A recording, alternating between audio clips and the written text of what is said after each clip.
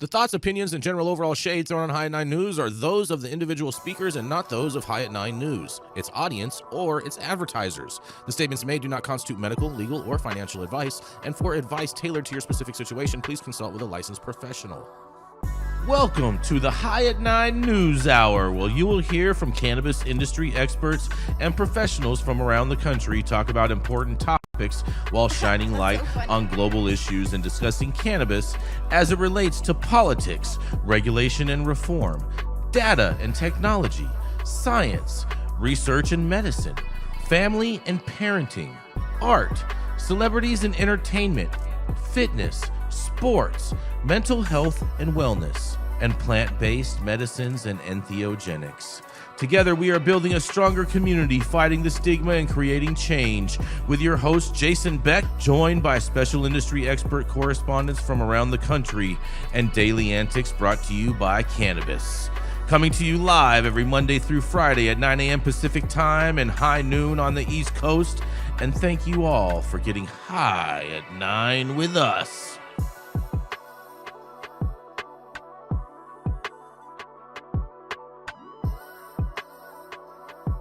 To get that going again, but it will. Yeah, we turned them all off. Yo, good morning, everybody. It is Monday, August 11th, and today is Play in the Sand Day. Can't take. Yeah, cute, right? Gives me a good excuse to go to the beach. I see what you're doing right there. I'm with that, Michael. I'm with that. It's also Global Kinetic Sand Day. Well, then you just said that twice. I was like, play in the sand, global kinetic sand. That's what you play in the sand. Like, it's not the same thing, though, Yarrow. Kinetic sand and regular sand at the beach is not the same thing at all.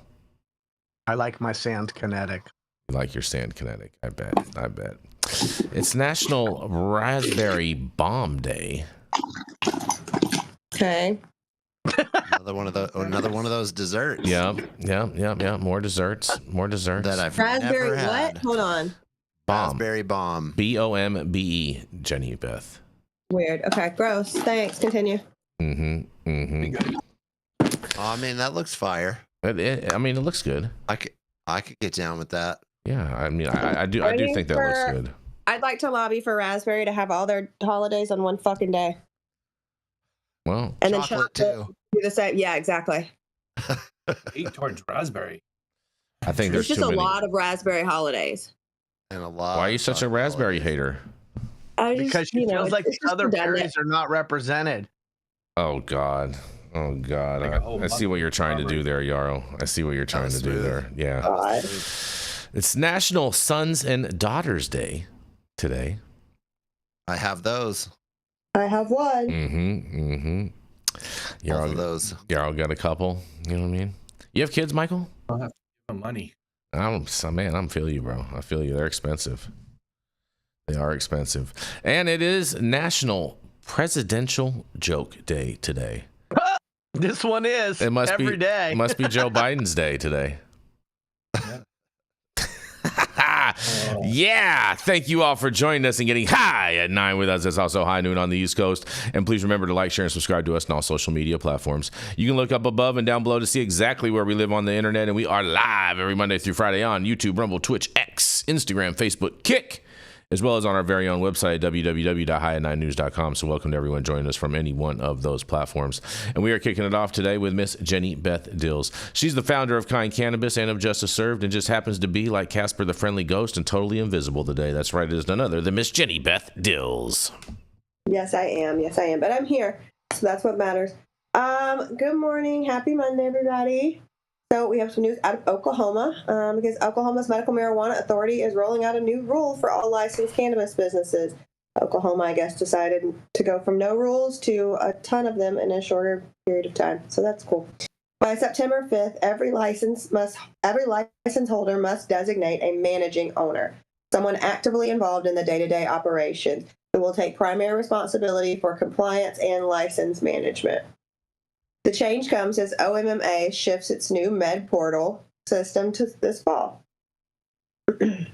Businesses can also list up to 3 affiliates, such as co-owners or employees who may interact with the agency on a licensing and regulatory matters. OMMA says the move will streamline communication, but industry insiders note it may also crack down on straw ownership schemes and other illegal operations. Yes, that is usually the point. While the requirement is catching some operators off guard, Jed Green with Oklahoma for Responsible Cannabis Action says it's mostly a software transition, though the focus on active hands-on owners could signal a push for tighter oversight. So, I mean, I don't have a problem with this. This seems fine to me. Straw ownership is kind of a problem. There's a reason why you have to go through live scans, and they want to know who actually owns the company and runs it instead of just, putting some name on there that they're going to approve. But yeah, so not a huge deal, but yeah, Oklahoma is going to make some changes, and I think that they should have already had employees or other owners that could have been designated to speak to the OMMA. It's very difficult when you have, like the DCC requires some forms be submitted by the licensed owner. It's a pain in the ass if you are, say, a consultant or something, and you need to submit something for your client to have them send it in for you. But yeah, I'll throw it back to you guys. Oklahoma's cutting the shit. Jenny, don't you think this is foreshadowing that the OMMA is saying we're about to come for every one of you guys, and somebody's going to be holding the bag? Yeah, but I think it's also them saying, hey, shit, we gave a bunch of licenses to people who we don't even know who the fuck they are, if they're even involved with this business at all. Right. It's both, right? Yeah. Because they know there's a bunch of shenanigans going on. Yeah, you let them shenan once, they're going to shenan again. They're like, we need somebody to be responsible. That was good. Yeah. Shenan. Yeah. Shenan again. That was really funny. Is shenanigan You related? Fire me today. Is shenan inspiring, Yarrow? I think in that aspect, because like it's in part because of their regulation, them having to have an owner in the state with X amount of percentage. That's why you got all these people coming in and using these, services and things like that in order to do that. So I don't know if a lot of these people aren't necessarily on the books in some form, because I would think that they should be. It's just that other straw owner, the majority owner is kind of the one holding the bag when they're really not doing anything for the operation. I think it also is a fix in their system as well.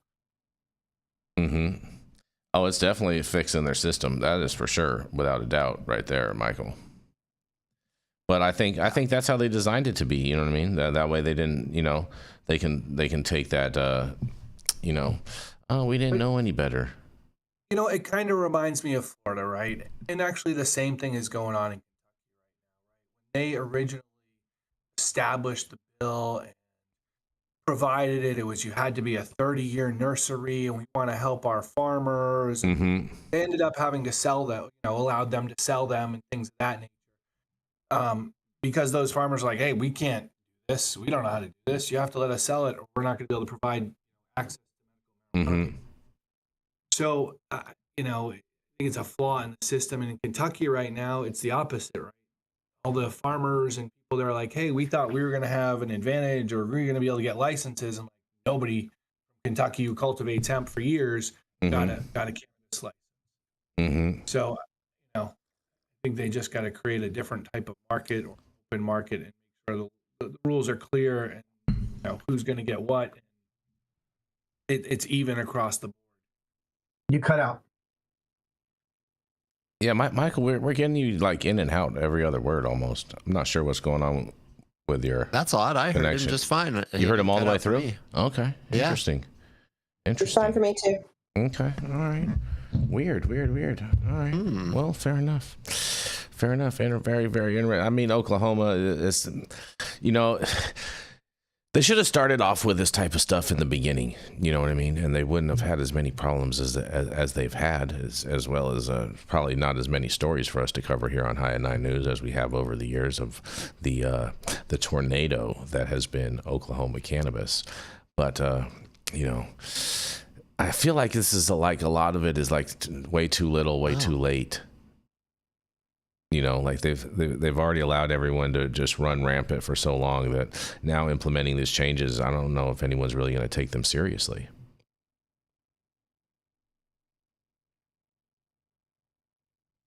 All right. None of you guys got anything? The audience said that he was choppy too, so something is going on. Interesting. I have an on the one hand and on the other hand opinion about this. Go ahead. On the one hand, I applaud Oklahoma for tightening their game a little bit. It was definitely the wild west in the middle of the country there.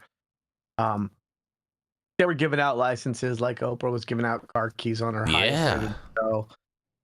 And on the other hand, I also am reluctant to fully embrace some of the downstream changes that regulators make and the way that they roll those out. Sometimes they create arbitrary and unrealistic timelines for compliance with new regs. And so I think that, in theory, it makes sense. But I'm always afraid of them changing the goalpost on us. In my market, there was a minimum acreage to do something, and then they changed it. People had bought real estate. They'd already applied for permits. And so I'm just always mindful that changes bring unintended consequences. I think this one's going to be obviously a net positive as long as they give companies time to comply. But it in general can be a slippery slope when they're able to change the game in the game. I'm just, man, this is going to be very, very interesting. You have any final thoughts on this, Jenny? No? Okay. All right, fair enough. We're going to roll into our first commercial, and we are going to be right back.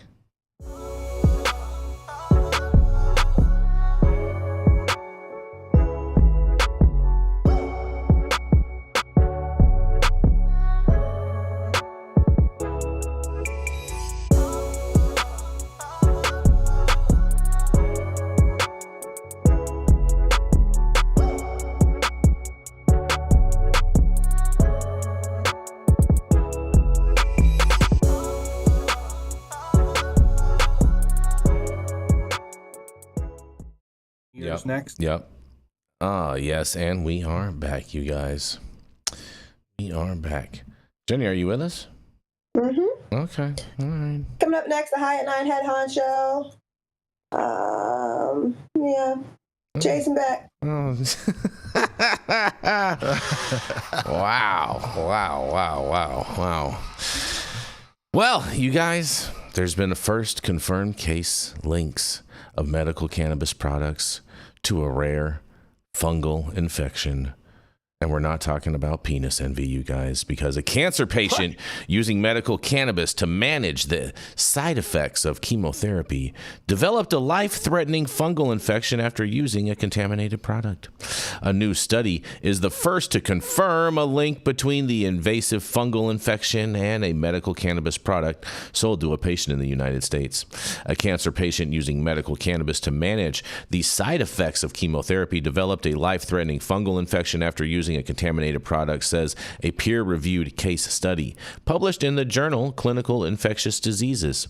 According to the researchers, this is the first study to definitively link an infection to a pathogen found in medical cannabis, highlighting a potential public health risk, and particularly for uncompromised patients.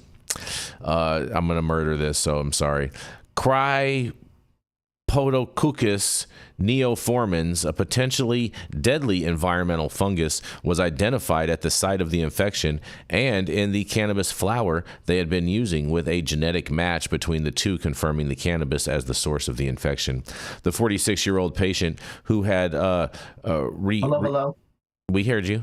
Who had refractory multiple melanoma blood cancer and had previously received, we hear you, Yarrow, had previously received a stem cell transplant, was using medical cannabis to treat chemotherapy-induced nausea and vomiting. She was a registered medical cannabis card holder in the United States of Pennsylvania and had only purchased products including dried flower, distillate vape cartridges, and wax from licensed dispensaries. The woman developed symptoms consistent with a fungal infection and was diagnosed with Cryptococcus neoformans, laryngitis, and meningitis. She was treated with antifungal medication, but was later admitted to hospital with septic shock, where she developed pneumonia and died from a cardiac arrest. According to the U.S. Center for Disease Control, Cryptococcus neoformis is caused by breathing in fungal spores from the environment and is more common in people with weakened immune systems, such as those with HIV/AIDS or undergoing chemotherapy. Researchers carried out a range of tests, including whole genomic sequencing on strains of the infection taken from the patient's spinal fluid, and were able to culture the same fungal strain from the patient's cannabis product, making it possible to verify the cannabis flower as the source of the infection. It is believed to be the first time researchers have been able to demonstrate that the same strain of the infection was present at both the disease site and in the cannabis product. And in a quote, they say, "This is the first known case where we can definitively link a serious fungal infection to a medical cannabis product," the authors wrote. In an additional quote, they say, "It raises urgent questions about microbial contamination and the safety of these therapies, especially for immune-compromised individuals. Calls for caution and greater regulation," they say. And medical cannabis has been shown to be effective in the management of cancer-related symptoms such as chronic pain and nausea from chemotherapy, with one recent meta-analysis suggesting that support for cannabis use in oncology research now outweighs opposition. But however, previous case reports have linked cannabis use to invasive fungal infections, and with one large health insurance database study finding it was associated with a 3.5-fold increase in risk. And while C. neoformans infections are rare, the cases raise concerns about the lack of standardized microbial safety testing for medical cannabis. And the researchers have urged caution among patients and healthcare providers while calling for greater regulation of cannabis products on sale in the United States. And they say, in a quote, "Although medical cannabis is often sold under the auspices of a dispensary, providers and patients should realize that products are not regulated pharmaceuticals," the authors state. In many states, private labs are responsible for medical cannabis testing, but they do not follow standard protocols. And while growing demand for non-opioid analgesics and increased medical cannabis usage, there is clear need for rigorous clinical studies and greater regulation of cannabis products, they say, you guys. Well, man, oh man, it seems like they found some fungus in this bag, and I can't wait to hear what you guys have to say about this. I call fake news. You call fake news? I don't know. Yeah, because I did a little studying on this because I read about this last week. And Cryptococcus neoformis, and I wish we had the doctors on because they could actually kind of debate this a little deeper than I could. But I did do a little research, and it's a fairly common yeast and bacteria mold. They said that in the story. Yep, and it grows kind of everywhere, so it only affects people who are already immunocompromised. So Cryptococcus is likely to be kind of everywhere. So the fact that they found it on the weed isn't really a big story. But they're saying it's the same strain. It's the same, like it's yeah, it's one thing. I mean, it's found in houses, it's found all over the place. It's found in nature. It's a common yeast and mold that grows everywhere. And it only affects people who are severely immunocompromised. So it was the fact that this woman had severe cancer that allowed it to infect her lungs and create that infection. In other words, there's Cryptococcus around all of us a lot of the time. Yeah. So and healthy people just reject it and kill it. Yeah. But when you're immunocompromised like she was, and she had severe blood cancer, really, really intense. So it feels like a conflict rate. They're inflaming and inflating the story beyond what it actually is. Well, my opinion is neem oil is perfectly safe for fully healthy, not immunocompromised patients, but give it to an immunocompromised patient and it's going to fuck them up just like it does the things that it's designed to kill. So, guys, make sure if you're selling cannabis for people to consume, understand that there are patients who need this for medicine and need it to help their lives and help them live. So let's not make people sick while we're trying to make them better. Stop cutting corners and stop putting out shit that is not fully clean. Because yes, well, Jesse could smoke it, Michael could smoke it, be just fine. That is not the case for everyone. Well, I mean, and that even goes to the medical side.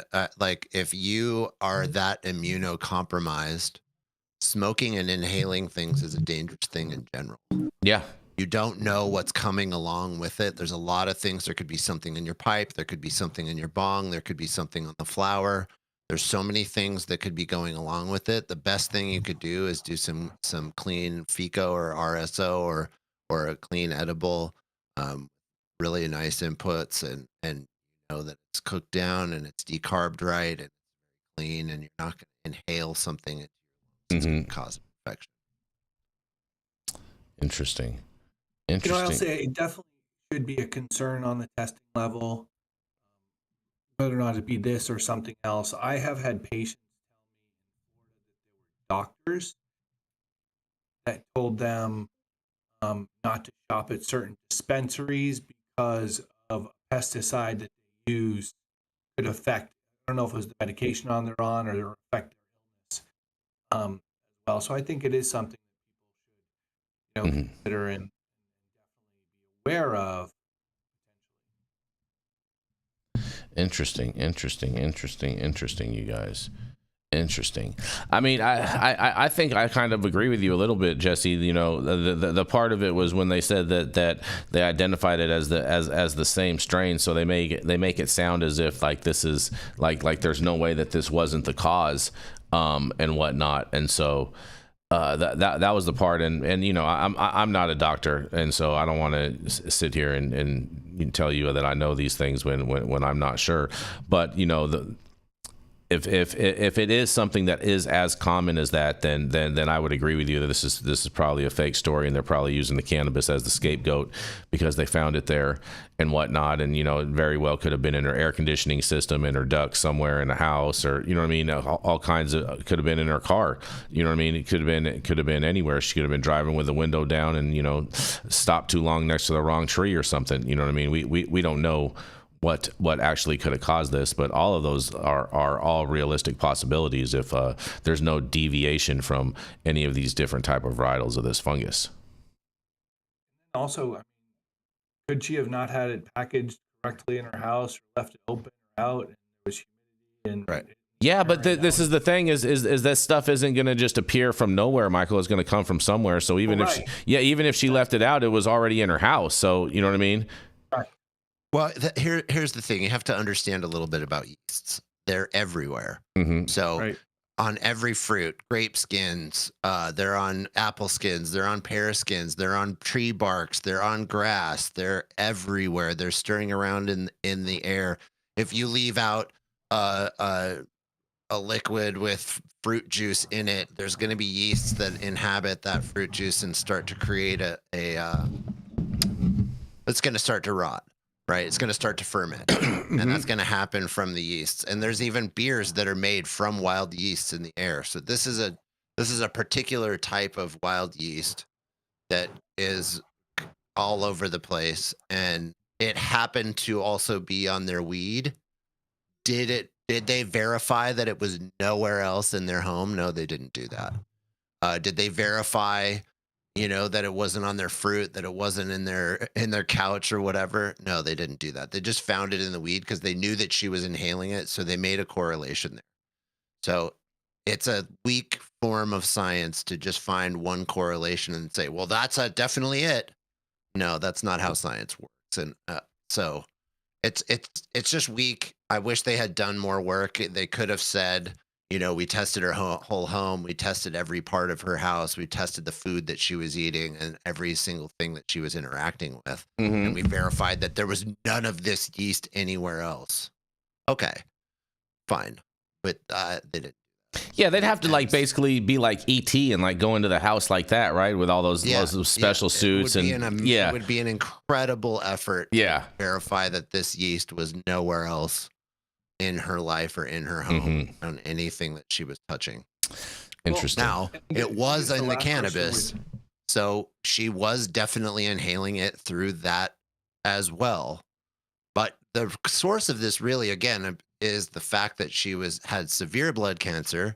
It was very far along, and she was already about to die, and she was inhaling this as well, and that created further complications. It would happen to anybody who's that immunocompromised. What are you gonna say, Michael? Yeah, I was just gonna say, like, so does this have a batch number that they then track back to the dispensary or things like that, so they can find out if there's other products in that batch that also have that mold too? Michael, I was surprised that this story didn't reference anything like that. I thought that they were going to mention a brand, a dispensary that it was purchased in and anything, and it didn't mention any of that in the story. It was homegrown, Jason Beck. No, it clearly stated in the story, Jenny Beth, if you would have listened, that she only purchased products from licensed dispensaries in Pennsylvania. Oh, gotcha. So. And also, look, this is East Coast weed, so in general, it's more humid there. There's more molds and yeasts that are growing in these grows, and that's just the way it is. That's just the environment. You can mitigate for mold as much as you want in your grows, whether they're indoor or outdoor, and you're going to get more mold than you would out here in the West because it's much drier here. That's just the way it is. So that's also part of it. Interesting. Well, we're going to keep this train rolling. This was a fascinating story. And we're going to roll right into Mr. Michael Minardi. He's a lawyer in the great red state of Florida who helps cannabis patients, advocates, businesses navigate the complex regulations and whatnot that are all in the great red state of Florida. That's right. It is none other Mr. Michael Minardi, and he's been helping cannabis patients and activists for over 20 years at his law firm, Minardi Law. It is none other than Mr. Michael Minardi. Hello and happy high noon to everybody on the East Coast. Today we got a Marijuana Moment article by Kyle Jager. Rand Paul is working to compromise on hemp THC product laws with McConnell and House lawmakers. Republican senator says he has plans to meet with House lawmakers to reach a compromise on an approach to regulate hemp in light of its opposition proposal in Congress to ban products with any quantifiable amount of THC. Part of that compromise is to address concerns he and other stakeholders have about vague language that leaves it up to the Health and Human Services Department under Secretary R. Kennedy Jr. to determine what constitutes a quantifiable amount without specification. The worry is that essentially all consumable cannabinoid products could end up being recriminalized. After preventing the ban from being incorporated into a Senate agricultural spending bill passed by the body last week, Rand Paul wrote an op-ed published by the Courier Journal on Thursday that he's still discussing the issue with its proponent, Senator Mitch McConnell. The debate has created tension between the Kentucky senators, with Paul pushing regulations that he said would promote public safety while preventing the hemp industry that's proliferated since the crop was federally legalized under the 2018 Farm Bill, a reform that McConnell played a key role in advancing. While McConnell has contested the idea that the legislation he sponsored would completely destroy the market, as Paul and industry stakeholders insisted, he ultimately agreed to pull the language from the agricultural bill following Paul's procedural protest. The Senate passed the underlying legislation last week. My opposition to the amendment proposed by McConnell is that it would essentially set the legal limit of THC and CBD products to 0. Paul said in the op-ed, the hemp industry was warned that completely prohibiting a naturally occurring substance will destroy the industry, in part because customers likely buy these products for perceived health benefits of low T levels of THC. Further, proposed reform is vague, would criminalize hemp products like CBD oil if they contain only a quantifiable amount of THC as determined by the Secretary of Health and Human Services. My concern is that this non-specific law could be interpreted to mean 0 THC, which would not only be nearly impossible to produce, but also have no customer base. McConnell disputed this point in a separate op-ed as well as on the Senate floor, where he lambasted opponents of his proposed hemp ban, calling out Paul without explicitly naming him. Paul hasn't denied problems in intoxicating hemp market, writing that some distributors are skirting the legal limits by over-enhancing the concentrations of certain cannabinoids in their hemp products. As a consequence, some of these products are dangerous, available to use, prompting reform efforts, he said, adding that he and the industry at large open to reforms that prevent juicing up hemp products like hemp beverages with purely synthetic cannabinoids of unknown origin that may cause reactions similar to marijuana. At least 25 states have already instituted age limits and THC levels for such products. I have no objection to many of these reforms, Paul said. Ideally, the reforms would occur at the state level and maintain a reasonably low dose of Delta-9 THC in a product. However, he wrote that regulations limiting THC levels in hemp products should not set a target so low it can't be physically obtained. They shouldn't set targets so low that the product loses its intended effect, which is most often to manage pain and anxiety. Any reform to the legal treatment of hemp must ensure that the industry has the opportunity to thrive while promoting consumer safety. The senators are still in discussions. Discussions provide with a framework to inject some common sense into the regulatory framework for hemp. Currently, if a single hemp plant exceeds the 0.3% Delta-9 THC limit, they have to destroy the whole crop. Regulation should focus on finished consumable hemp products rather than the hemp plants and the farmers that grow them. Any reform should acknowledge that hemp grown for industrial resources like hemp wood and concrete, or hempcrete, should not require testing at all, which would result in less waste for hemp farmers. Reasonable and clear statutory guidelines that ensure the viability of hemp industry and its safety of its products is preferable to using a law to smash the market that currently depends upon Kentucky farmers, business owners, and consumers. If all interested parties act in good faith, I believe a compromise can be reached in which the hemp industry continues to grow.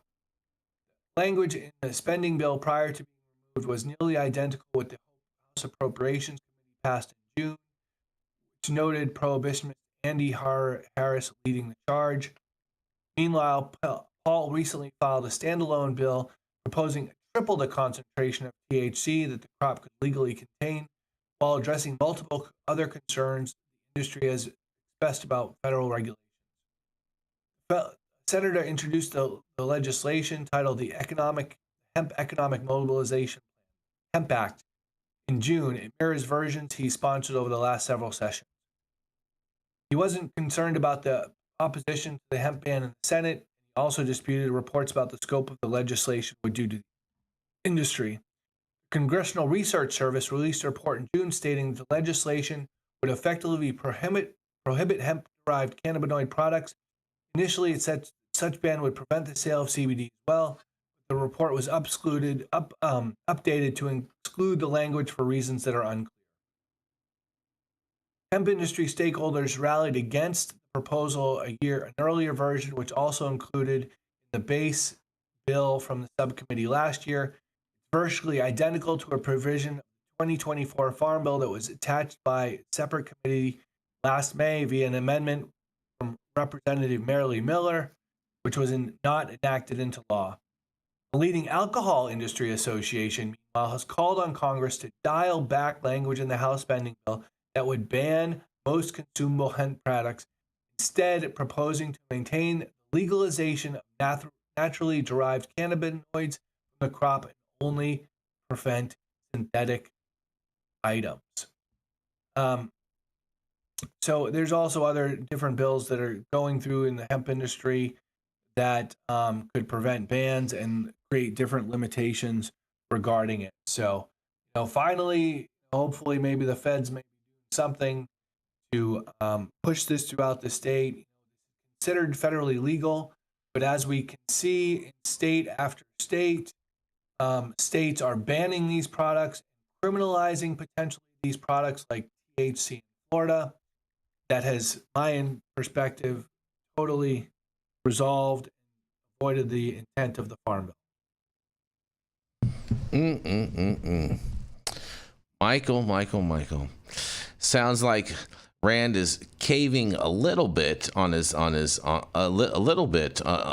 Senate, but at the same time, I think he's still holding strong overall.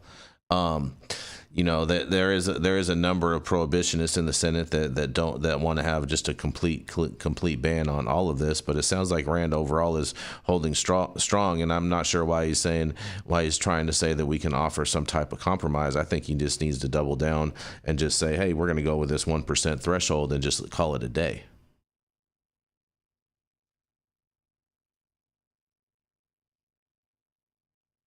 I would agree with that, and I think we really should push the FDA to create the labeling. And Yeah. Yep. Exactly. Let the FDA do their job with the, you know what I'm saying? Exactly. With the labeling labeling requirements, and then customers can make their choice, and just you know, there's no need to hamper the industry because you have a few prohibitionists in Congress. Well, if I may. Go for it, Yarrow. What they don't want is Robert Kennedy controlling the definition of vague language. So when you say let the FDA do their job, these senators are making a massive vote of no confidence for Kennedy as a leader in his respective department, because they say that again, Yarrow. How that vague language is effectuated. Yarrow, something happened. A medically trained professional doctor, and he's Yarrow, your audio, an internet. Yeah, your audio is going weird on us, buddy. You're going like all of a sudden super fast, and then. But it's funny to watch his little head freeze and glitch out. Yeah, it and is. Speed It is up really fast. Yeah, it looks like he's crashing out. Yep. You have an I think you're on mute right now, Yarrow.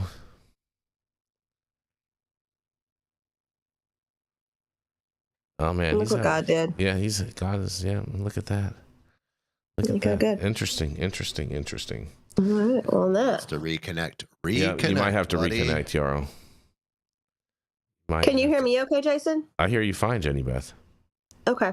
Yeah. Yeah, I mean, listen, people don't enjoy harvest testing.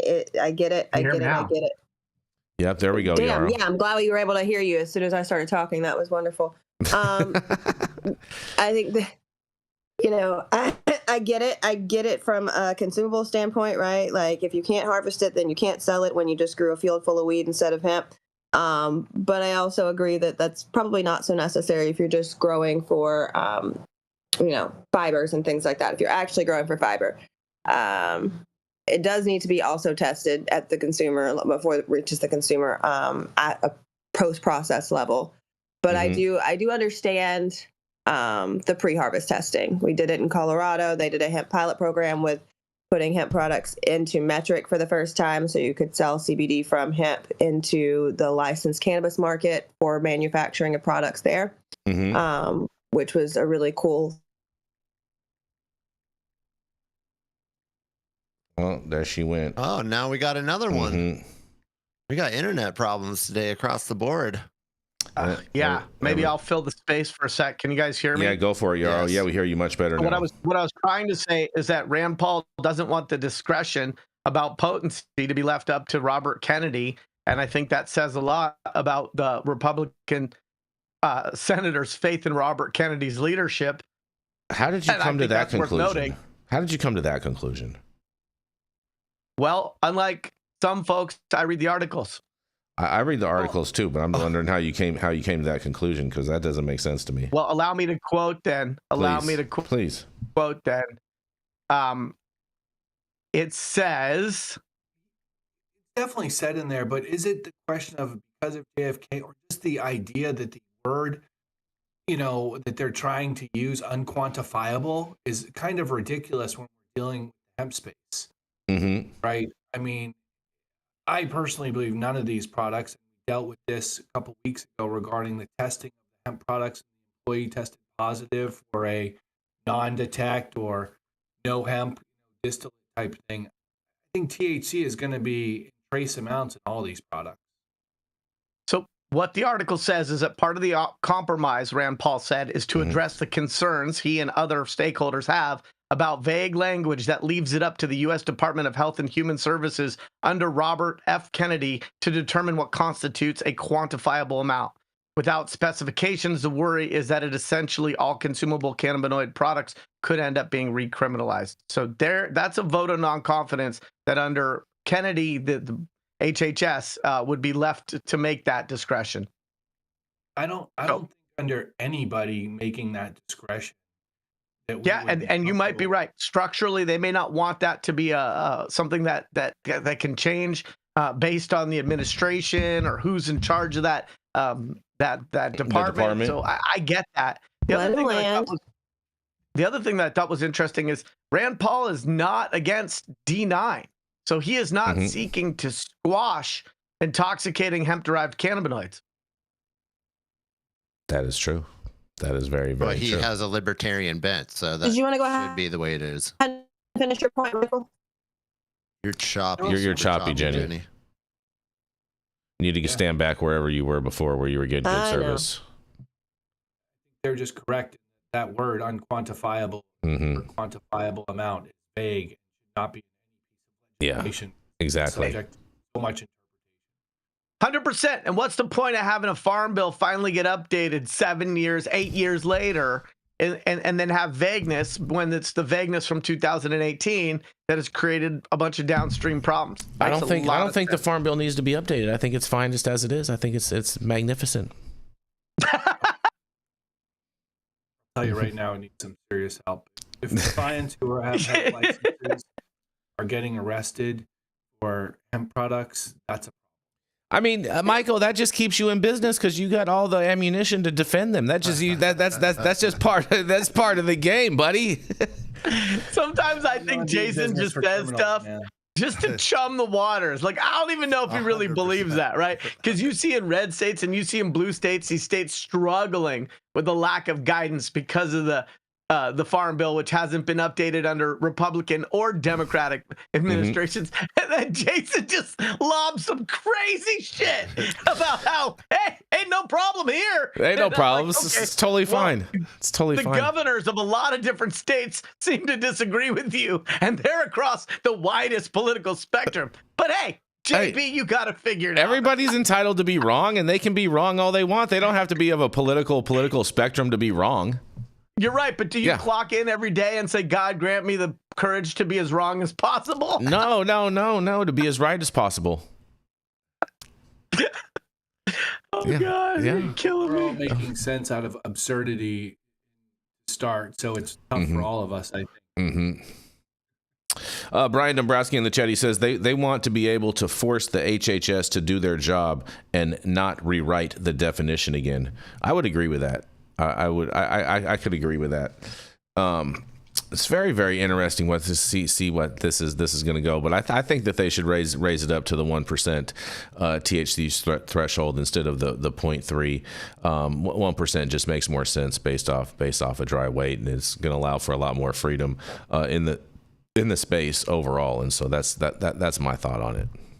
Me too. Yeah.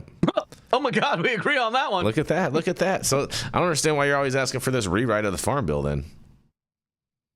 You know, just need a little amended. Yeah. Just amend it with this piece of legislation and call it a day. It's pretty easy. Boom, done. Don't rewrite it, just amend it. We're not doing anything. But this isn't legislation, right? This is an appropriations bill, right? That they're sliding things into. Yes. Well. We will continue to monitor this story as there's new developments and whatnot here at High at 9 News. And on that, we're going to roll into our next commercial, and we are going to be right back. I'm Cole Preston, and today I'm at Blue Island Beer Company for the premiere of my mini documentary on legalization policy in Illinois.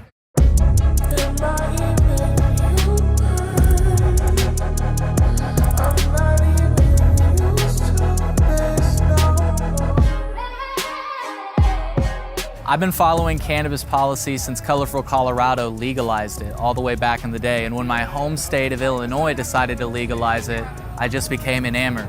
I wondered, what would it actually look like?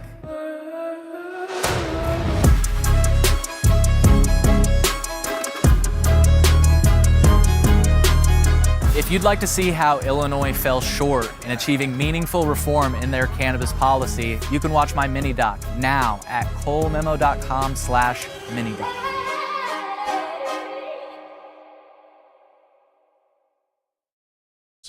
Oh, yeah, and we are back. Stop whatever you're doing. Make sure you smash that like button. I know we'll appreciate it. You'll appreciate it, and YouTube will appreciate it. Also, make sure you subscribe to the channel if you haven't subscribed already. And all of the articles that we cover on today's show, you can read directly on our website at www.highat9news.com. I just ordered the summertime strawberry salad when added steak on top here at Anna's. Make sure you do the same thing too next time you're in downtown Long Beach. Come on down and check out Anna's joint on the 400 block of Pine Street.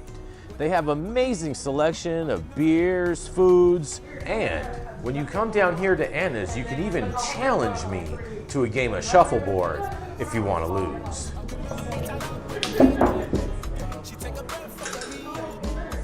Did you get that? So, next time you're in downtown Long Beach on Pine Avenue, make sure you stop by Anna's Joint on the 400 block. Not only do they have Anna's Joint, this restaurant and bar, but they also have the amazing deli next door, and then next door to that, they have a very exotic flower shop. You may want to stop by and say hi.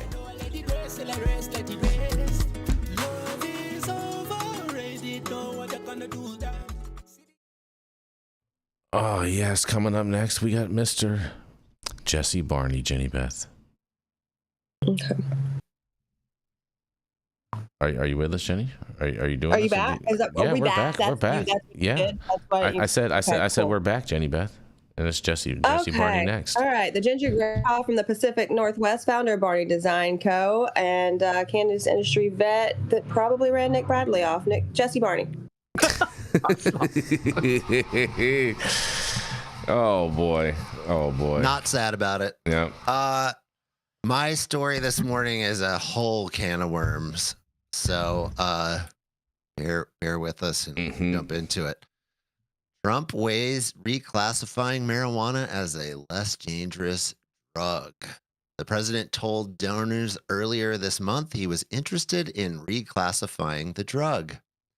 President Trump is considering reclassifying marijuana as a less dangerous drug, according to people familiar with the matter, after pot companies have poured millions of dollars into Trump's political groups.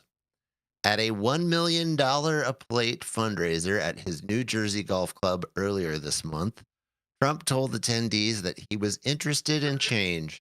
The people, who declined to be named, said.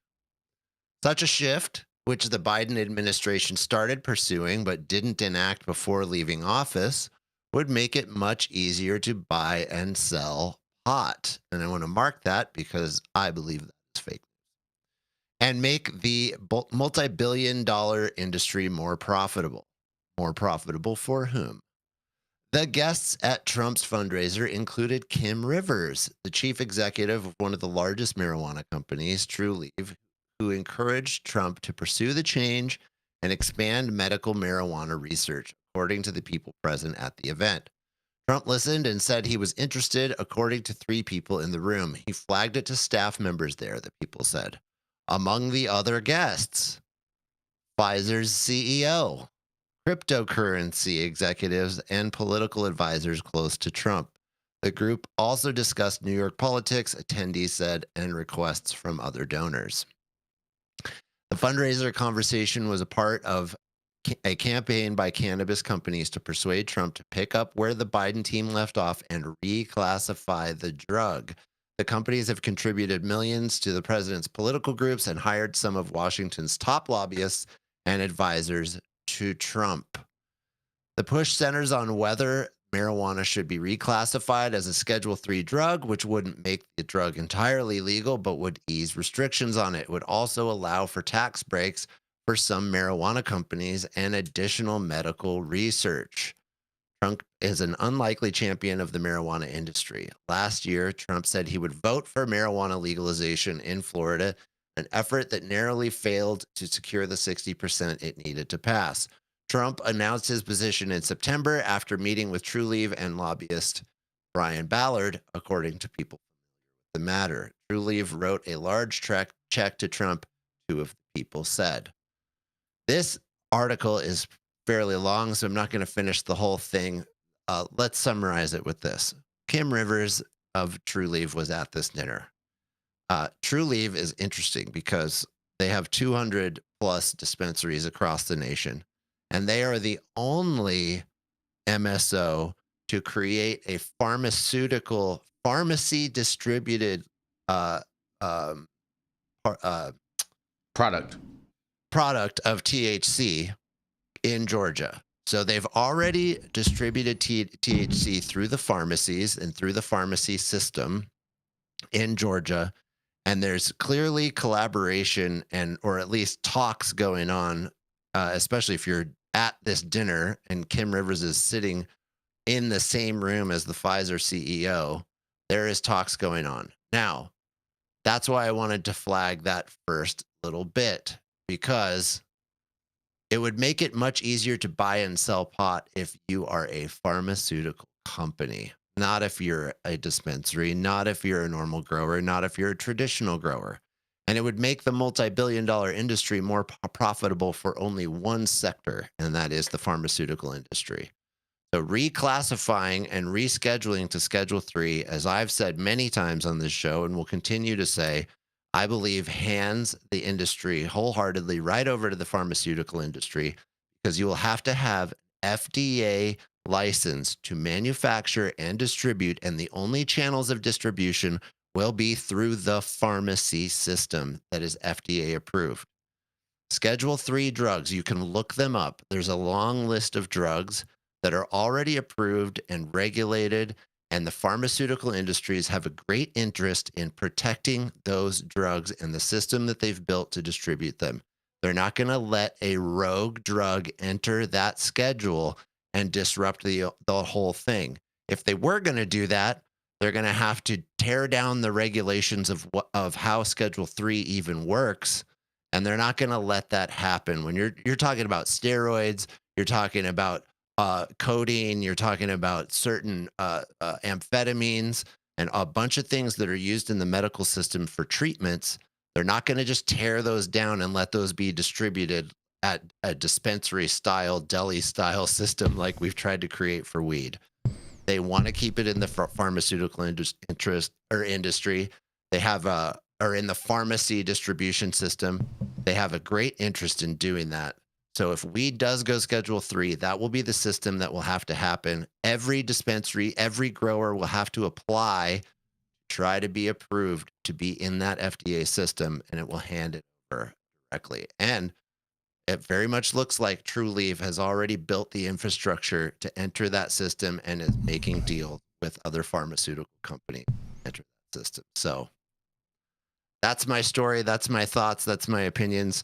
Love to hear what everybody else has to say.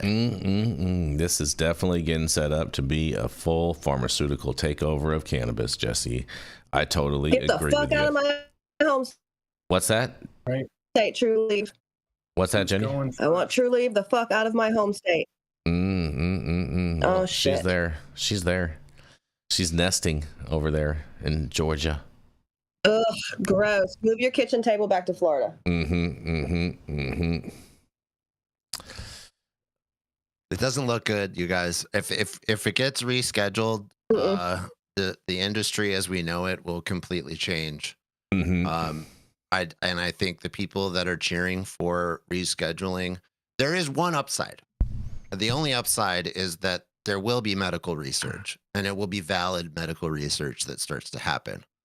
And Dr. Talleyrand on Friday has said that his hope is that if it does reschedule, the medical research starts to happen, and what that will do is open up the floodgates for another set of rescheduling down the road. But that just seems to me like pie in the sky, a little bit too much hope. I think once the pharmaceutical industry gets a hold of this, it'll be over. It's not going to set up anything for fucking further rescheduling, because at that point, the pharmaceutical market has it in its grasp, and all that research is going to be paid research, and the research is going to be the reason why they put money into research, is so that they can have FDA preclusion on products, and they can protect revenues. So that's exactly what's going to happen. All this research is going to be done by big pharma so that they can control their drugs, their specific drugs.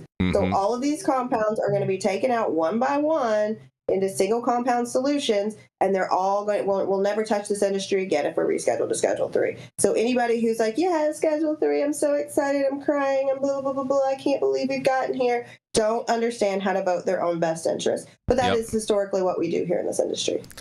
That is all very, very valid. I agree with you on that, Jenny Beth. This is the thing. This was a $1 million a plate fundraiser over there in New Jersey.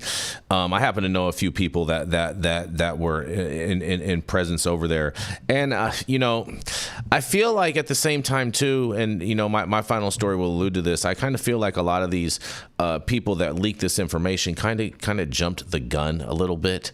And they got some other feathers ruffled throughout some different factions of the Republican Party, we saw another article out today that was talking about Charlie Kirk, who happens to be a friend of mine, and I've talked with him a number of times on cannabis, and he came out saying that it would be a terrible thing if cannabis was rescheduled, and the streets already smell like weed, and we don't need the streets smelling more like weed with a Schedule 3.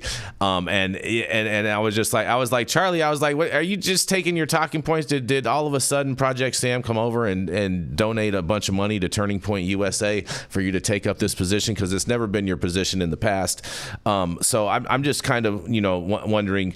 I think they kind of jumped the gun with trying to promote this. I think that the reason that they tried promoting it over the weekend was try to get their stock prices up at the beginning of the week. Because especially too the fact that if this mayor of New York ends up getting elected, this Mudani guy, from what I hear is the whole stock exchange is going to leave New York and go to North Carolina. I get a few comments. Go for it, Michael.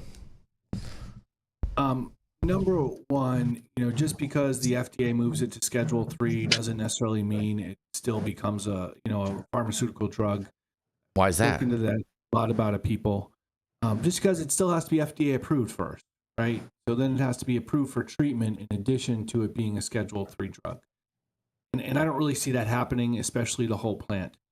Now, regarding the pharmaceutical companies, when Epidiolex was first, approved by FDA, and even Marinol, for years, I think that the pharmaceutical companies could have, and this happened during early on in the hemp space, right?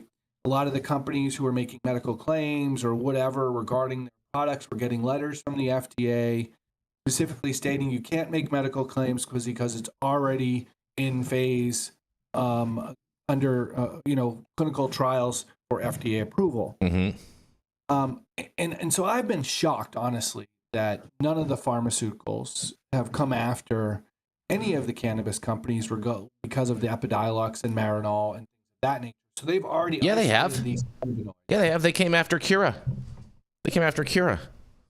I haven't seen anything. When you say came after them, what do you mean? I haven't. They sent all those letters. They didn't allow their packages to be sold on shelves. They had to pull them all off of Walgreens and everything else like that. This was a while ago.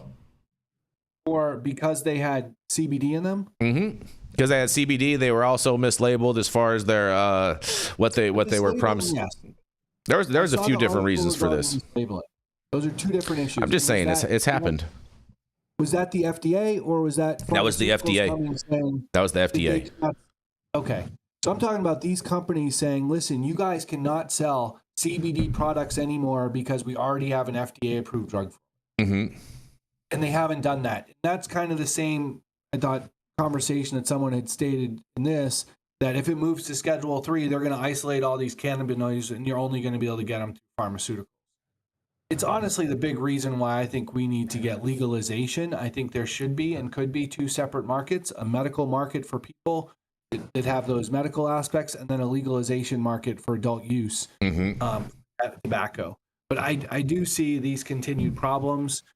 And, this is consistent with, I guess, the Trulieve potential article that we had maybe a month ago regarding the contract that they had with potentially Gates on getting on the inside on the Trump industry on this. So I'm against descheduling. I really think the only thing that it helps is, number one, the businesses, because they can get out of the 280E issues. Number two, the pharmaceutical companies because of research, but that's even lessened now because of the new fentanyl bill they passed, which opens up research to Schedule 1 substances, and potentially employee rights, which I think gun rights, which I think may be the most important aspect for people who use cannabis. But otherwise, protecting the consumers, anybody, the people, little people who are using cannabis every day, All the people. it provides absolutely no protection. All right. Well, we're going to roll into our final commercial. We're going to be right back. I know Yarrow has to go, and we're going to continue this whole conversation because my final story has to do with this. But I know Yarrow has to leave, and we want to make sure that we get to Yarrow's story. So we're going to come back to Yarrow as soon as we get back from this commercial break.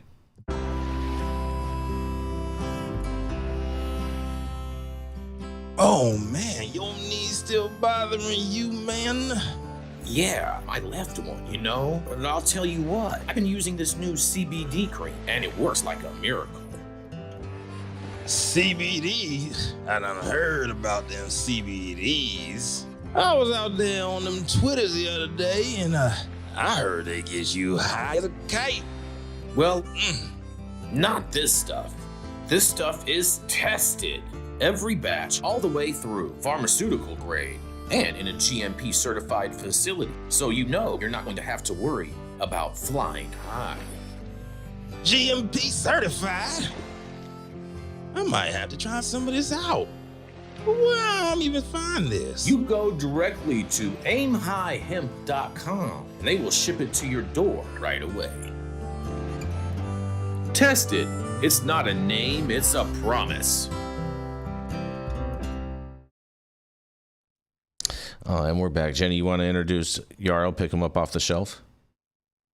Yeah, I'll get him off the shelf. All right. All right, coming up next, the real estate guru at the High at 9 News. A big pain in all of our asses, although he's just a little fella, doing what he likes to remind us all he can do very well, and that's read the story. Coming up next, Yarrow Kubrin.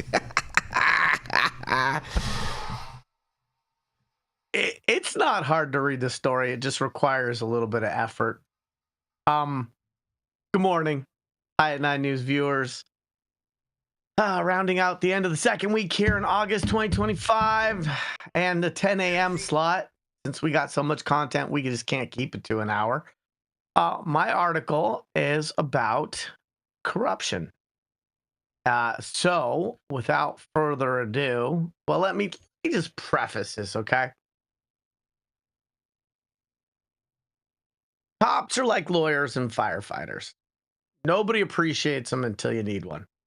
And certainly don't get paid enough to put themselves in harm's way.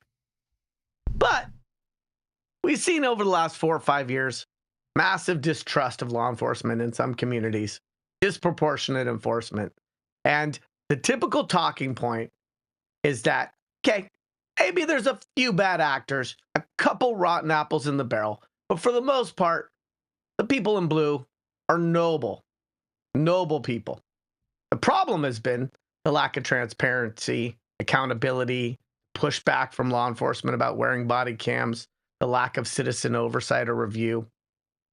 And they don't seem to weed out their own rotten apples very well.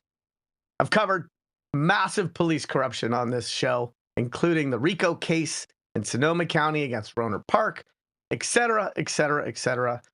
Infinity. So, we got another one. Sheriff in Boston bribed, seeking bribes from cannabis companies, and he got caught with his hand in the cookie jar.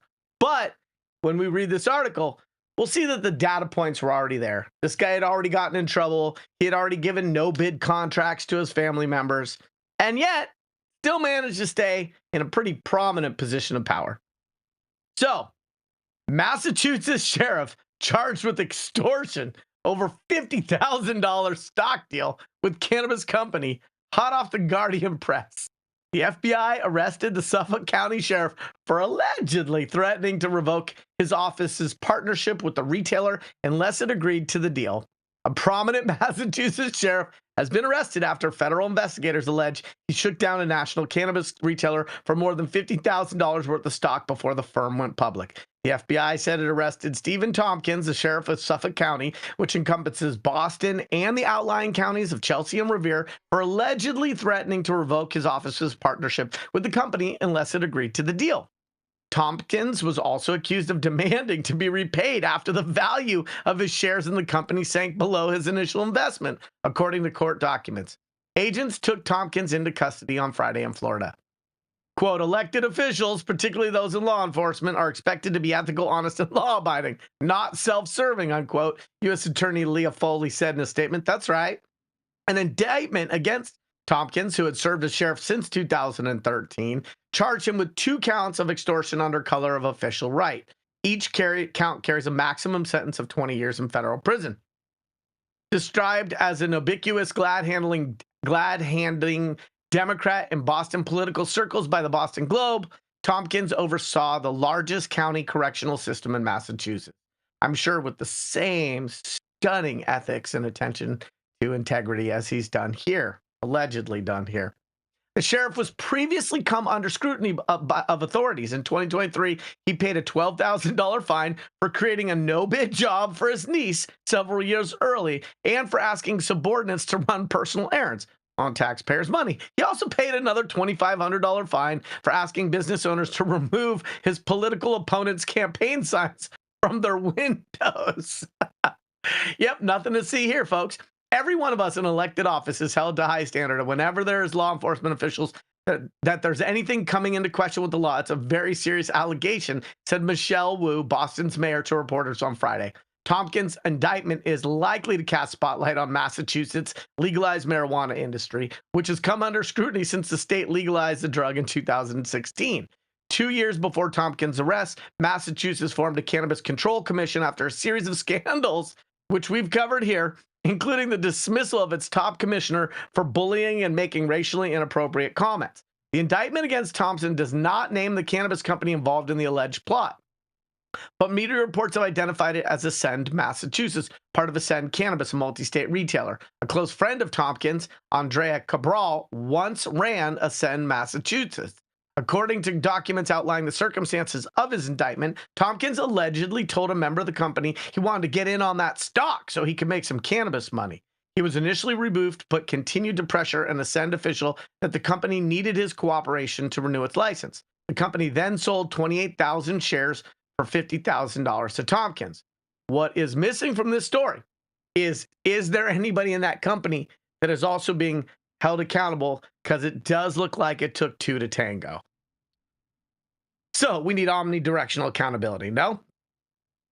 So those stocks rose in value to $138,403 after Ascend went public in 2021, but later sank below the value of his holdings. So this sheriff then allegedly demanded a refund on his $50,000 to pay for his campaign and personal expenses. We believe what the sheriff saw was an easy way to make a quick buck on the sly. It is a clear-cut corruption under federal law, said Ted Docks, FBI special agent in charge of the agency's Boston division, in a statement. The citizens of Suffolk County deserve better, not a man who is accused of trading on his position to bankroll his own political and financial future. Public servants must be held to the highest of ethical standards, and those falling short will be rooted out. I love it. Oh my God. Can't make this stuff up because real life is way too entertaining. This is Yarrow Kubrin, High at 9 News. Wow. I love a good FBI corruption story. This is great, Yarrow, man. This sheriff is. Did they say when they anticipate his trial date to begin? No. But what would be interesting is if he's facing Fed charges where they have a 93% conviction rate. Yep. And he's facing 2 counts, which both carry a 20-year sentence. I don't know if they can do them. They can be ran concurrent or they can be run non-concurrent. Right. That's up to the judge. So theoretically, he's facing 40 years.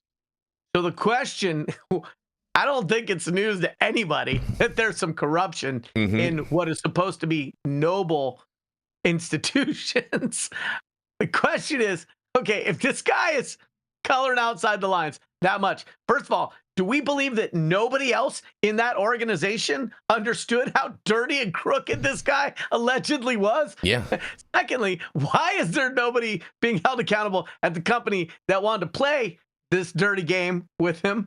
And thirdly, let's follow the story and see how much time he actually gets. My guess would be that there will be a 2-tier system of justice, that Lady Justice is not blind, and he'll end up doing about 14 months in a country club. Well, I want. Is there going to be? Do you think there'll be any type of payback that he has to with these funds, or is he just going to keep these funds squandered? I don't think that there'll be like a victim restitution issue. He bought stock. The stock went up. The stock went down. His motivation for buying it was to get some sweetheart deal. Hopefully nobody at that organization is also caught with their hands dirty. If there is, that could get them in trouble with the SEC as well as the FBI, right? Because again, the SEC is probably the nastiest organization to have to deal with. I've had limited interactions with that company, and they've been nothing but positive over to send. So I wouldn't want to drag that company's name through the mud prematurely, because it really could have been. It's more likely that it's a bad actor there than it's a bad actor in the Suffolk County Police Department. Yeah. But it's curious for me that we see these data points, a no bid contract to your family member. How do people still stay in their position of power and authority after they've already got caught doing that, right? Like, there's a pretty clear ethical line for public servants, and it's clear from these little wrist slap fines that he paid years ago that he was already letting it all hang out there and didn't seem to care about whether he was pocketing a personal financial benefit from his position. So I just have a hard time understanding why, at least on the right, unions are the bane of our existence, unless they're law enforcement unions. Because any other job, somebody would have been fired for that. Fair. Not a politician, right? Or I see what you did there, Michael. I see what you did there. Yeah, definitely not Pelosi style. Yarrow, I think you're bringing up the nuance of the argument between between the defund the police argument and the super pro blue line sort of argument that happens. And I think that what this story points out is the problem with not creating trust, right? And this is where the defund the police and that attitude in America comes from, is that our trust for law enforcement gets broken down with these kinds of stories. And we start to go, well, you guys just protect each other no matter what unethical or bad things that you do. And so how can we really trust you? But then on the other side, we know that we need law enforcement to help regulate our communities and keep us safe. And so there's this split going on in our consciousness, and it's not good. We should all be pro-police. We should all be stoked to have police officers. We should trust them. We should have them around. We need them. Otherwise, with no police, things go really crazy, and we saw that in the last 5 years. So I just think that this story outlines a deep cultural problem that we have in America, and I hope that we can figure it out. If you worked for any other company and you got caught giving a no bid contract to a family member, you would not still be in your role. If you worked for a privately held company and you got caught going around to businesses and saying, don't put signs up in your window for my political opponent, you would no longer have your role. So here this guy is finally caught with his hand in the cookie jar, but it doesn't seem like he was qualified to continue to be in that role because of the other stuff that occurred. And I think it's hard to believe that somebody who is so emboldened to find additional extracurricular ways to enrich themselves, that none of that would have been visible to any of the staff in the department that he ran, because nobody ferreted him out. The FBI talked about rooting out corruption. I'd be curious to find out how this all came to light, and was there anybody internal who was actually rooting out corruption? Yeah, good point. Good point. Any final thoughts on this, Michael or Jenny Beth? I'm just going to say, as we know, corruption is, in all aspects of our government, law enforcement, and these are really things that we need to weed out and prevent, and put law enforcement into better positions wherein there are, instead of, criminalizing people's actions like sex and drug use, they are actually protecting people and make sure that they're doing things safely. And I think really that's where our society has to. Jenny Beth, you have any final thoughts on this? Color me surprised. Color me surprised, man. Well, we're gonna make sure that we follow this story, Yarrow. This is definitely, you know what I'm saying, gonna be interesting. I am glad to see that there's finally some action amongst all of the corruption that has been happening within the cannabis space, especially when different politicians and electeds are gaming the system in a way that disenfranchises the cannabis industry overall. But on that, Look, Yarrow's so proud of himself. And rounding out the show, the biggest pain in the butt of the High at 9 News, my favorite person, and the head honcho, Jason Beck. Do you have a happy story for us today, Jason? Well, I have a continuation of Jesse's story, and as previously stated, I said I think people may be going a little too fast with the release of that news from that fundraiser and whatnot, but the Trump administration's pot rescheduling is not necessarily a sure thing, you guys. That's right. Is media pressure hurting the cause of marijuana enthusiasts who seek change? Or is it just a big old pump and dump for these cannabis stocks, you guys? That's what I really wonder. Because while buzz is heavy that Donald J. Trump administration intends to reschedule marijuana, the White House isn't necessarily ready to move forward. Florida politics is hearing that as of Sunday morning, frustration is mounting in the White House about people or companies jumping the gun and pressuring the administration through the press. While a policy process is moving forward, there will be a recommendation from the president, which he will then evaluate. But the time frame for any decision is yet undetermined. These insights, particularly regarding strategic leaks and potential unintended consequences thereof, add a wrinkle to a narrative that has been bullish about cannabis rescheduling. Reports in major outlets have buoyed the heavily beaten down stocks in the multi-state operator sector in recent weeks, and with enthusiasm mounting about the president making a move ahead of the midterm elections next year or sooner. The Wall Street Journal reported last week that Trump told donors at a New Jersey fundraiser that he was interested in changing the current Schedule I classification for weed, perhaps to Schedule III. CNN also reported that a report is at the highest levels of the administration and further stoking the narrative. As a candidate for re-election, Trump aligned himself with pro-legalization pushers, notably Florida's Amendment 3, supporting marijuana legalization that Governor Ron DeSantis and anti-pot forces ultimately succeeded in defeating by holding it under the required 60% support to pass. In a quote, "As we legalize it, I start to see a lot more because it's being legalized all over the country," Trump said last August. Pot proponents will be watching the White House for any smoke signals, and however, they may not want to get high on their own supply just yet if sourcing is correct. And of course, the ultimate decision and announcement will be made by the president at a time of his choosing. And speaking of mentions and whatnot, you guys can see this whole post on our X feed, and the president did address this issue this morning in a press conference. I'm going to play the audio for this for you guys so that you guys can hear the words out of the boss's mouth himself. And here you go. Any other questions, sir? There is reporting that the administration is going to reclassify marijuana. Would that send mixed messages that if marijuana is okay, some drugs are okay, but we're trying to clean up crime? How do they go hand in hand? We're only looking at that. That's early, but somebody reported it, which is fine. We're looking at it. Some people like it. Some people hate it. Some people hate the whole concept of marijuana because if it does bad for the children, it does bad for people that are older than children. But we're looking at reclassification, and we'll make a determination over the next few weeks. And that determination hopefully will be the right one. It's a very complicated subject, the subject of marijuana. I've heard great things having to do with medical. And I've had bad things having to do with just about everything else. But medical and, for pain and various things, I've heard some pretty good things. But for other things, I've heard some pretty bad things. The other part of your question. All right.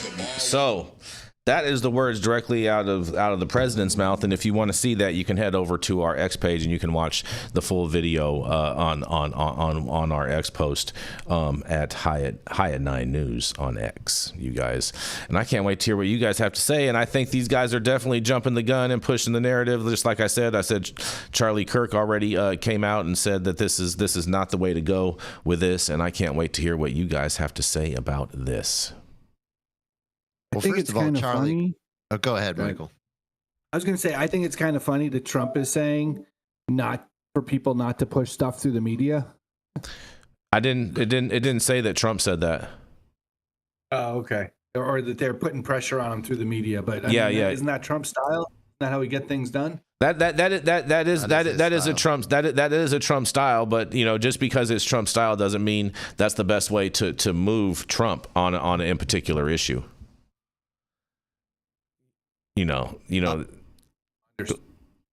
What's that? Go ahead, Jesse. Well, what I have to say is that, first of all, Charlie Kirk has no idea what he's talking about. Clearly, what he's talking about is descheduling. I could kind of see his point of view of if it's descheduled and super legalized, how his concern about that there's going to be pot smoke everywhere. I get where he's coming from, even though I don't agree with him. Mm-hmm. But he's conflating that with rescheduling, which is just screams a lack of education on the subject. And I hate it that pundits speak up like they know about the subject, and they clearly don't know about the subject. Mm-hmm. And the second thing I would say is that even in that little talk that little announcement that President Trump was getting, he's clearly talking about reclassifying it. Yeah. So I don't know if he means reclassifying could mean descheduling completely or Schedule 3, or if he's talking about rescheduling. And Trump does that a lot, where he'll use the wrong word and he'll say something like reclassify when he means reschedule. Or does he mean reclassify in the sense of how general that is, like overall? I think he's referring to rescheduling. I happen to speak That's Trump what fluent. It sounded like. I speak Trump fluent. A lot of people can't speak Trump, and to many people it is a foreign language, especially if you dye your hair purple or blue or something like that. It tends to discombobulate how you're able to process things in your brain. He does that. He uses very general words when he means very specific things, mm-hmm. and that's very difficult to kind of wade through sometimes. But it sounded to me, from the way he was talking in the context of everything he was saying, that he was talking about rescheduling. And so that seems to be very much what he's thinking about, is rescheduling. Mm-hmm. And that would make sense given his economic engine, the way he thinks about economics and the way he thinks about our country. He's clearly I don't think he's an enemy of big pharma. He seems to be a friend to that industry. Love it or hate it, it's an economic engine in our country, and he knows that. And so he seems to be willing to hand this over to them. And I don't know if he knows the nuance of what that means. I agree with you. Yeah, I don't think he understands the nuance of how it'll actually affect the American people overall under a Schedule 3. I personally agree with that, Jesse. I don't think he's been briefed as far as to all of those total nuances. But it does your point about him using that language. It is interesting because that is counter to what the other article that we covered last week in regards with the guy from Oklahoma, Chip, is saying that Trump is going to deschedule, as opposed to my sources that are working around this side and we're at this dinner are saying that he's going to reschedule. And so it's going to be interesting. We're definitely going to cover it all here on High at 9 News every step of the way. And the C word threw in a super chat. It says, it will feel more embarrassing to smoke it if they make it not a drug. Happy Monday, everyone. That's true. I think that, what is nice is that there's a lot of talk going on. This clearly just happened in the last couple weeks. All of a sudden, the rumor mill around this subject blew up around the president. Everybody's talking about it that's around him and close to him.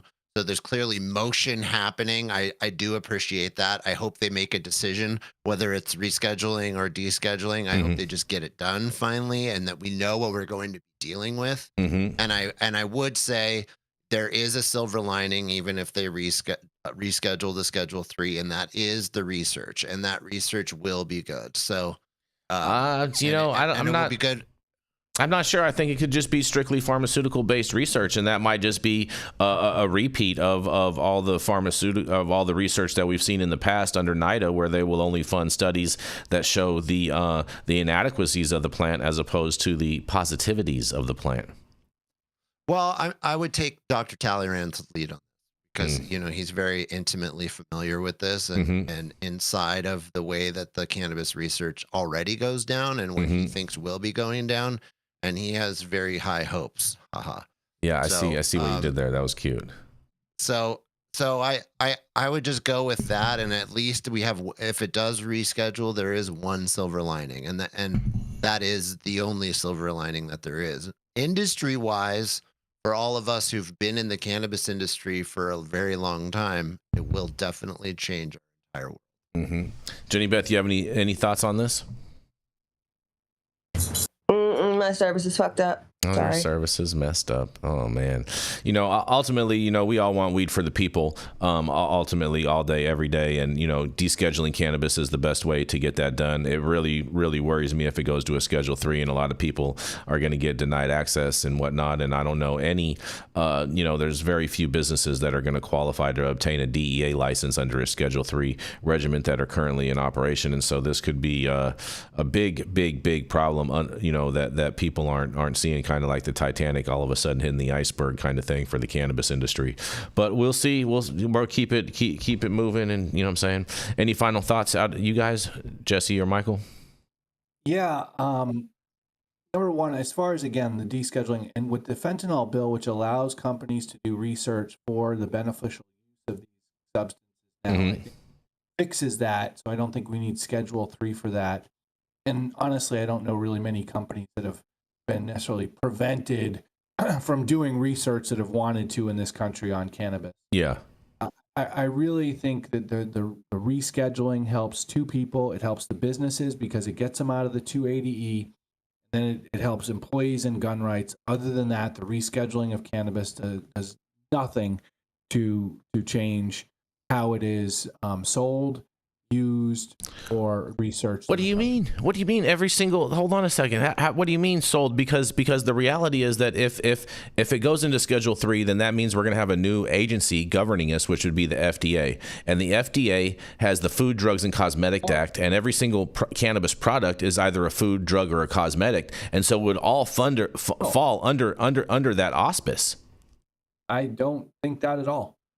Not all drugs that are on the Controlled Substance Act are regulated by the FDA. But all Schedule 3 drugs are. All Schedule 3 drugs are. The FDA would have to approve these as medical products. Exactly. For them to be under that guise, right? So otherwise, we're still at the same models that we're currently at right now. It wouldn't prevent the states from enacting and doing these things that they're currently doing at all. So that's why I think that's what the dispensaries want more than anything. They want to keep the states' rights model.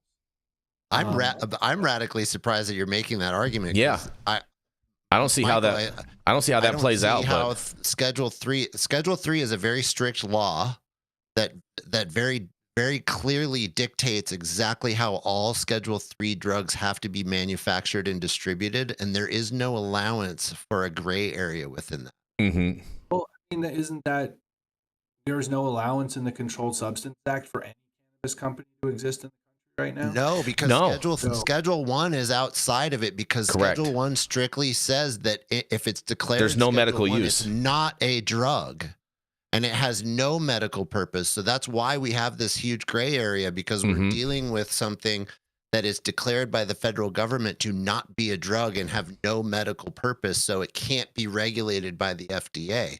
The moment they reschedule that changes from not a drug to it now is a drug, and it's a specific category. It has a very specific legal, and this is why I'm surprised. And I don't know if you've looked up Anthony V. Minardi, but I would implore you and our audience to look up Anthony. He's the only pharmacist who owns a dispensary and a pharmacy in the country, and he's wildly knowledgeable about this. And pretty much everything I'm saying comes from him. I didn't originate these thoughts at all. Like this comes from him, and he is saying the Schedule 3 distribution and manufacturing law in the pharmacy system is very, very strict, and there is no allowance. Exactly.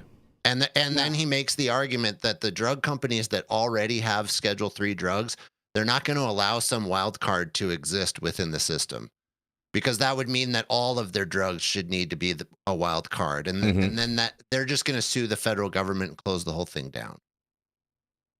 That'd be interesting. I don't see that playing out that way. I may have a different interpretation of them, but we'll see, I guess, if that happens, and then that's even worse, that we have to fight even more so. And it's going to be worse.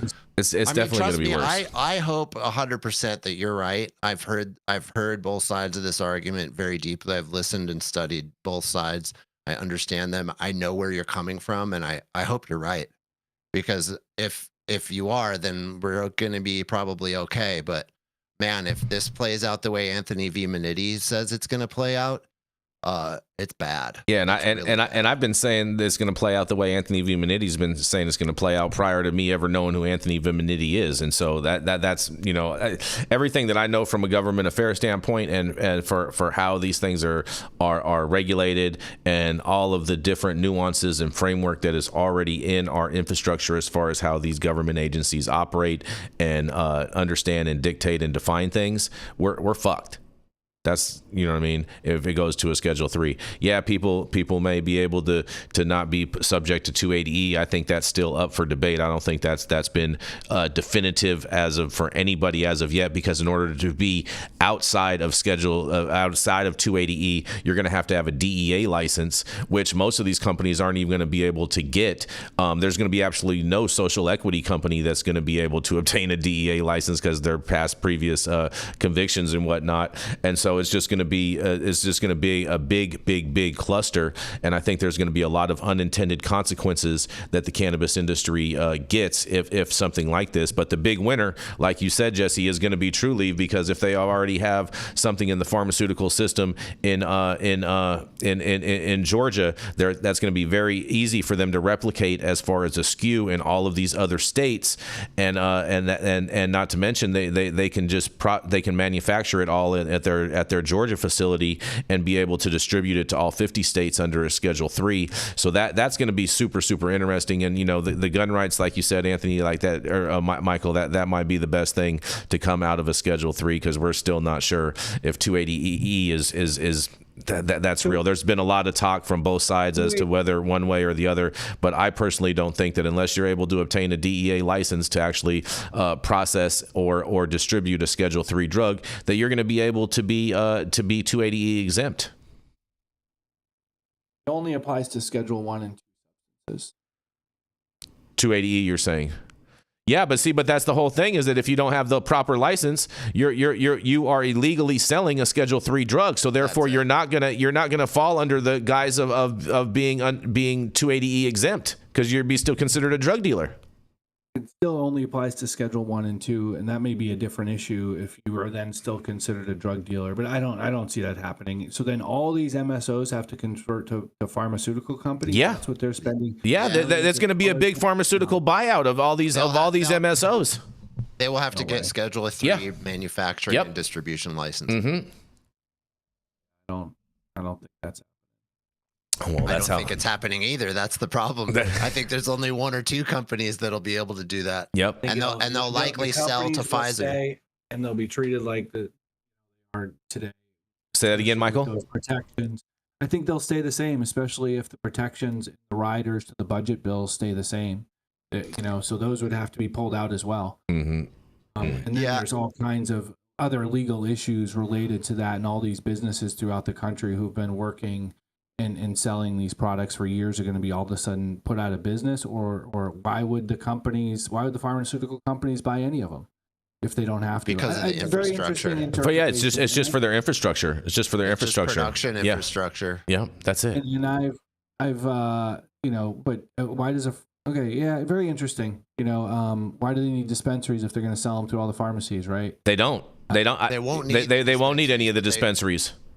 Yeah, they would just need the grows. Yep. That would be the worst thing that ever happened to cannabis not moving if it does. Well, it definitely is it within the realm of possibilities, Michael. Don't see it. Yeah, I mean, I do. I see it happening, but nonetheless, thank you all for joining us and getting high at 9 with us every Monday through Friday at 9 a.m. Pacific and high noon on the East Coast. What's that, Jesse? Oh, no, never mind. Okay. Big shout out to our audience and supporters for tuning in daily and listening to the insanity that is the developing cannabis industry. Huge thank you to Catalyst for helping us keep the lights on over here, and thank you to our correspondents for being absolutely amazing. Thank you to Cannabis Sativa L for giving us a reason to do this every day, and Cloud Media partners Elias and Kai somewhere in the metaverse. And thank you all for tuning in and getting high at 9 with us. We are America's #1 daily cannabis news show.